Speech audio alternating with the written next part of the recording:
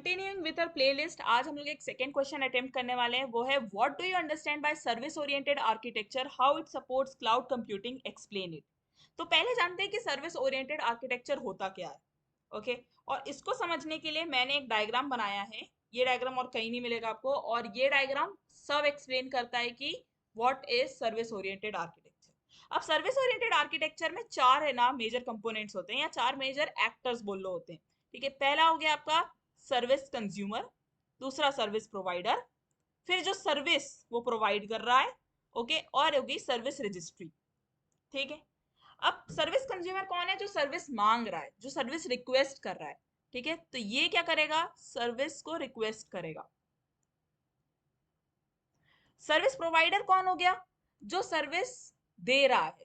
ठीक है, तो यानी सर्विस का रिस्पॉन्स जो देगा बेस्ड ऑन सर्विस रिक्वेस्ट जो सर्विस कंज्यूमर ने भेजी थी। तो एक टाइप का तुम्हें रिक्वेस्ट रिस्पॉन्स मॉड्यूल यहाँ पे दिख रहा होगा। ठीक है, अब आ जाते हैं सर्विस प्रोवाइडर के अंदर सर्विस की। अब ऑब्वियसली सर्विस प्रोवाइडर कोई सर्विस दे रहा है, तो उस सर्विस, वो सर्विस क्या होती है? ठीक है, तो अब हम लोग सर्विस अगर ध्यान से देखें तो सर्विस कोई भी सर्विस हो सकती, कोई भी फंक्शनैलिटी हो सकती है वो। ठीक है, मैं तुम्हें स्टोरेज की सर्विस दे रही हूँ, मैं तुम्हें कंप्यूटेशन की सर्विस दे रही हूँ, मैं तुम्हें ऑथेंटिकेशन वाली सर्विस दे रही हूँ, नोटिफिकेशन सर्विस, मतलब कोई भी फंक्शनैलिटी दे रही हूँ मैं तुम्हें, तो वो सर्विस दे रही हूँ मैं। ठीक, अब सर्विस में भी तीन टाइप के हो गए। तीन मतलब टाइप नहीं बोलोगे, सर्विस के तीन पार्ट्स हैं जो होने चाहिए किसी भी सर्विस प्रोवाइडर के पास। पहला क्या है? Service implementation. सर्विस इंप्लीमेंटेशन का मतलब वो जो कोड और लॉजिक तुम लिखोगे उस सर्विस या उस फंक्शन को बनाने के लिए। ठीक है, तो वो कोड और लॉजिक को क्या बोलोगे तुम? Service implementation. दूसरा आ गया सर्विस कॉन्ट्रैक्ट। इसके बारे में हम लोग अभी और डिटेल में ड्राइव करते हैं। एक टाइप से मान के चलो सर्विस कॉन्ट्रैक्ट होता है सर्विस का डिस्क्रिप्शन, कि वो सर्विस क्या है, कैसे काम करेगी, ये सब बताते हैं हम लोग सर्विस कॉन्ट्रैक्ट में। और तीसरा आ जाता है सर्विस इंटरफेस। सर्विस इंटरफेस क्या हो गया? भाई जो सर्विस कंज्यूमर है, ठीक है, वो जब सर्विस से इंटरेक्ट करेगा तो कुछ इंटरफेस चाहिए ना जिसके थ्रू वो इंटरेक्ट करने वाला है, तो वो सर्विस इंटरफेस बनाना। तो ये तीन चीजें किसी भी सर्विस में प्रेजेंट होनी चाहिए, और सर्विस प्रोवाइडर इस सर्विस को बनाते समय ध्यान रखता है इन तीन चीजों की। अब आ जाते हैं सर्विस रजिस्ट्री की। तो अब सर्विस प्रोवाइडर क्या करता है? अब बहुत सारे सर्विस प्रोवाइडर है हमारे पास। ठीक, तो सारे सर्विस प्रोवाइडर अपनी सर्विसेज के बारे में सर्विस रजिस्ट्री में रजिस्टर करते हैं। ये सर्विस रजिस्ट्री एक टाइप की डायरेक्टरी है, ऐसा मान के चलो ये एक टाइप की डायरेक्टरी है। ओके, इस डायरेक्टरी का काम क्या है? कि ये सारे सर्विसेज के बारे में इंफॉर्मेशन रख रही है, मेटा डेटा रख रही है सर्विसेज का, एक टाइप का इंडेक्सिंग करके रख रही है कि ये सर्विस प्रोवाइडर प्रोवाइड करता है और सर्विस की डिस्क्रिप्शन क्या है। तो सर्विस प्रोवाइडर सर्विस रजिस्ट्री को क्या देता है? सर्विस कॉन्ट्रैक्ट देता है। ओके, ये सर्विस कॉन्ट्रैक्ट प्रोवाइड करता है। अब सर्विस कॉन्ट्रैक्ट में चार चीजें होनी चाहिए। मतलब ये सर्विस कॉन्ट्रैक्ट क्या बताता है? बेसिकली ये चार चीजें बताता है कि नेचर ऑफ सर्विस, किस प्रकार की सर्विस है, उस सर्विस को यूज कैसे करना है, how to use it, requirement for the service, यानी उस सर्विस को चलाने के लिए आपको सिस्टम में क्या क्या रिक्वायरमेंट होनी चाहिए, और कितना चार्ज करेगी वो सर्विस प्रोवाइडर उस पर्टिकुलर सर्विस को देने के लिए। ये चार चीजें मेंशन होती हैं सर्विस कॉन्ट्रैक्ट में। और ये कॉन्ट्रैक्ट किसको भेजता है सर्विस प्रोवाइडर? सर्विस रजिस्ट्री को। तो जब भी किसी सर्विस कंज्यूमर को सर्विस ढूंढनी है, तो वो पहले किसको अप्रोच करता है? वो सर्विस रजिस्ट्री को अप्रोच करता है।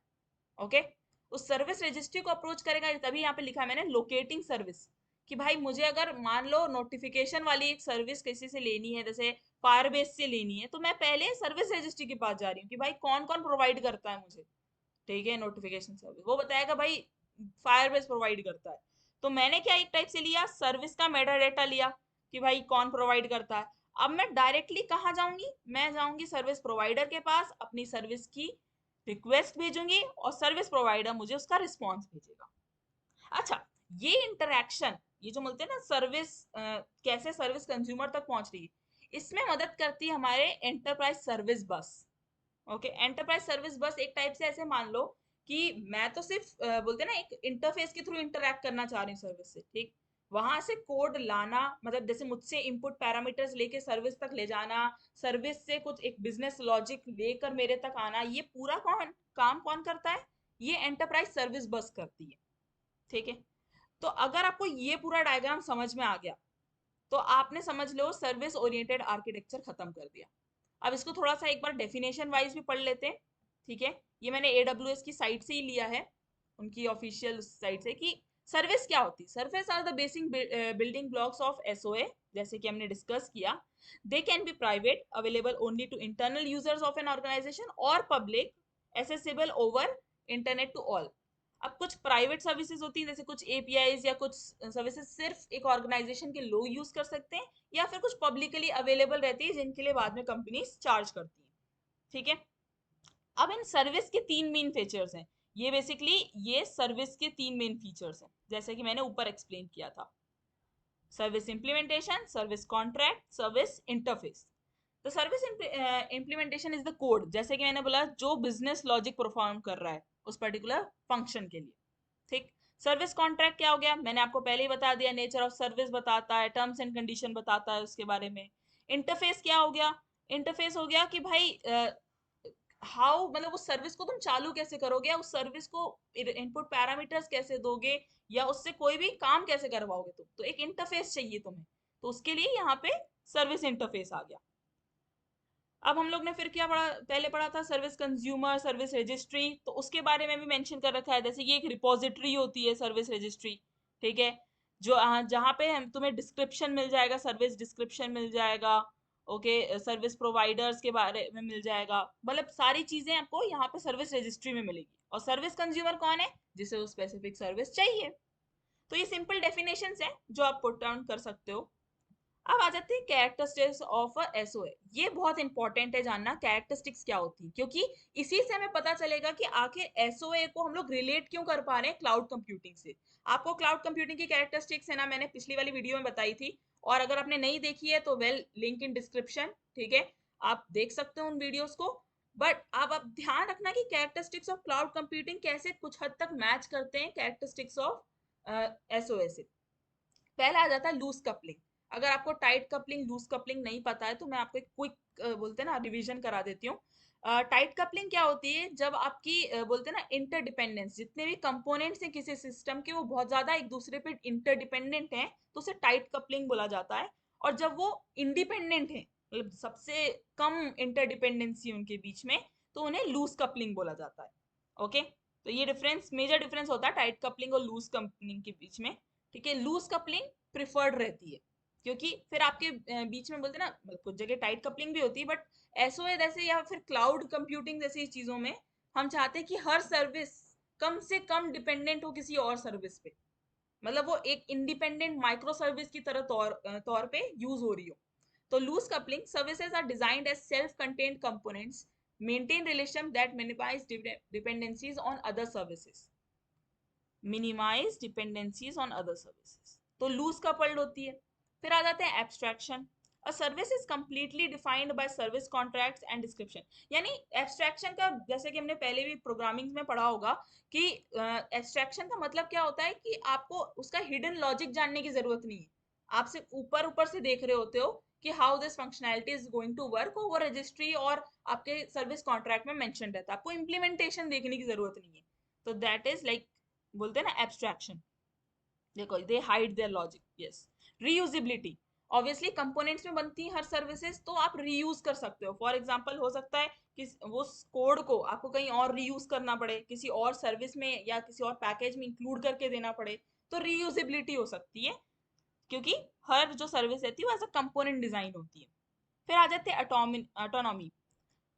Autonomy, any services have control over the logic they encapsulate, and from a service consumer point of view there is no need to know about their implementation। वही मतलब एक type से मैंने ये वाला बात बोली ना, सेल्फ कंटेन्ड कंपोनेंट्स, ये लूज कपलिंग में, तो ये और ये एक टाइप से रिलेटेड बात ही है कि ऑटोनॉमी रहती है हर कंपोनेंट की या हर सर्विस की। फिर आ जाती है availability. SOA facilities are easily available to anyone on request, वही एक ऑन डिमांड वाला चीज हम लोग यहाँ पे अभी डिस्कस कर रहे हैं। रिलायबिलिटी, भाई जो भी सर्विस तुम प्रोवाइड कर रहे हो रिलायबल होनी चाहिए, फेलियर फॉल्ट टॉलरेंस होना चाहिए, फेलियर ना हो उसका। ठीक है, इजी टू डिबग होनी चाहिए, मतलब ये सारी चीज रिलायबल होनी चाहिए। स्केलेबिलिटी, तुम स्केलेबल कर सकते हो एसओए को। ओके, मतलब अलग अलग इन्वायरमेंट्स पे, इन सब पे। फिर इंटरऑपरेटिबिलिटी, ये बहुत ही इंपॉर्टेंट है। ओके, ये तीन तो तुम्हें क्लाउड कंप्यूटिंग में भी कॉमन दिखेगी, this is common in cloud computing. Interoperability का क्या मतलब होता है कि ये जो सर्विसेज हैं, ये किसी भी आर्किटेक्चर या किसी भी प्लेटफॉर्म पे रन कर देगी। ओके, ये इंश्योर करना होता है किसी भी सर्विस प्रोवाइडर को कि वो बहुत ज्यादा बोलते हैं ना रेस्ट्रिक्टेड, या फिर रेस्ट्रिक्टेड रिक्वायरमेंट्स ना हो उसकी, कि सिर्फ मैं विंडोज पे रन करूंगी, मैं मैक ओएस पे रन नहीं करूंगी। ऐसा नहीं होना चाहिए किसी भी सर्विस के साथ। ओके, सो इंटरऑपरेटिबिलिटी एक बहुत इंपॉर्टेंट फीचर है, लूज कपलिंग एक इंपॉर्टेंट फीचर है। ओके, तो ये कुछ सर्टन फीचर्स हैं जो एसओए में बहुत इंपॉर्टेंट है।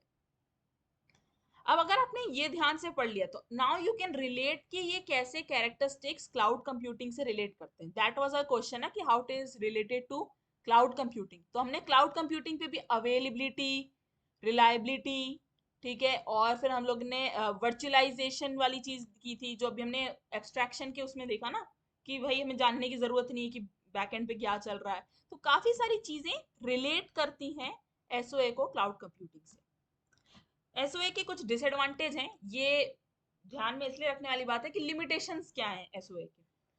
हाई ओवरहेड, देखो जब भी सर्विस इंटरैक्ट करती है तो तुम्हें कुछ इनपुट पैरामीटर्स देना पड़ेगा, तो एवरी मतलब उस इनपुट पैरामीटर्स को वैलिडेट करना या फिर ऑथेंटिकेट करना बार बार टोकन्स के थ्रू, ये सारी चीजें क्या करती हैं, एक ओवरहेड एक्स्ट्रा ऐड कर देती है। मतलब ये एक सर्विस का एक्स्ट्रा वर्क जो करना पड़ रहा है सर्विस को, तो it might cost you load time, response time, ठीक है, और बैंडविड्थ भी। तो ये सारी चीजें एक हाई ओवरहेड एक इसका डिसएडवांटेज रहता है। हाई इन्वेस्टमेंट, ऑब्वियसली कोई भी सर्विस प्रोवाइड करने से पहले तुम्हें एक इंफ्रास्ट्रक्चर बिल्ड करना पड़ेगा, तुम्हें इनिशियल इन्वेस्टमेंट या इनिशियल कैपिटल उसे देना पड़ेगा। तो हाई इन्वेस्टमेंट होता है इनिशियल स्टेजेस में। कॉम्प्लेक्स सर्विस मैनेजमेंट, अब क्योंकि ये माइक्रो सर्विसेज या फिर बोल दिया जाए सर्विसेज सब इंडिपेंडेंटली वर्क करी, लूज कपल्ड है। ओके, तो इनको साथ में मेंटेन करना बहुत मुश्किल काम है, ठीक है, क्योंकि हर जब भी रिक्वेस्ट रिस्पॉन्स वाली चीज होती है दो लोगों के बीच में, तो फिर मैसेज एक्सचेंज हो रहे हैं, ठीक, और ये number of message can go into millions, और इनका एक बोलते ना ट्रैक या लॉग रखना बहुत मुश्किल काम है। तो that's why it has a complex service management.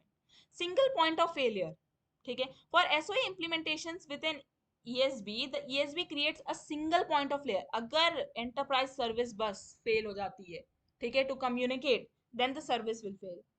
मतलब ना रिक्वेस्ट उस तक पहुंचेगी, या फिर वहां से अगर रिस्पॉन्स आया सर्विस प्रोवाइडर की तरफ से तो रिस्पॉन्स नहीं पहुंचेगा। तो ईएसबी एक सिंगल पॉइंट ऑफ फेलियर की तरह एक्ट कर सकती है एसओए कंडीशन। अब क्योंकि तुमने रिक्वेस्ट रिस्पॉन्स मॉड्यूल बताओ कहाँ पढ़ा होगा, एचटीटीपी में, तो बहुत सारे प्रोटोकॉल्स हम लोग इसमें यूज कर सकते हैं, ठीक है। सॉप करके एक प्रोटोकॉल होता है, आगे हम लोग पढ़ेंगे, ठीक है। सॉप करके यूज कर सकते हो तुम कम्युनिकेशन प्रोटोकॉल, एचटीटीपी तुम यूज कर सकते हो एज अ कम्युनिकेशन प्रोटोकॉल, ठीक है। ये कम्युनिकेशन प्रोटोकॉल्स हैं जो यूज होते हैं सर्विस ओरिएंटेड आर्किटेक्चर में, communication protocol. So that's it from my side. I guess तुम लोग को समझ में आ गया होगा कि सर्विस ओरिएंटेड आर्किटेक्चर क्या होता है।